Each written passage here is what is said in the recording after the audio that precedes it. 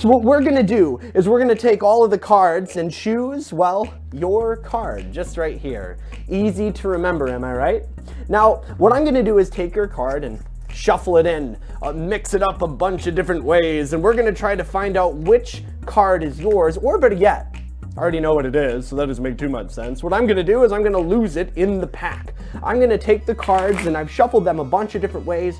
I've given them all these different cuts. But to fool a magician, you know what I recommend? Taking the cards and cutting them in half like this. Turning half of them so they're facing up and the other half so they're facing straight down. Now, ladies and gentlemen, your card is somewhere in this pack.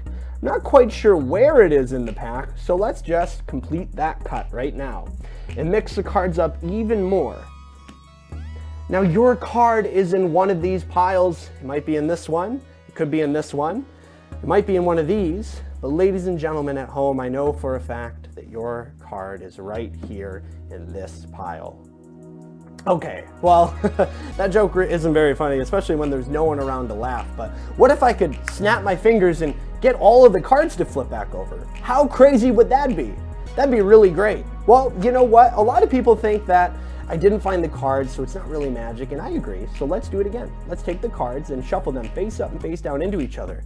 And ladies and gentlemen, in 3, 2, 1, all of the cards flip themselves back over. They're all facing one single way. Oh, you know what? Your card is not. Ladies and gentlemen, if I did this correctly, your card should be the only one facing the opposite way in the pack, just like that. Pretty neat, huh?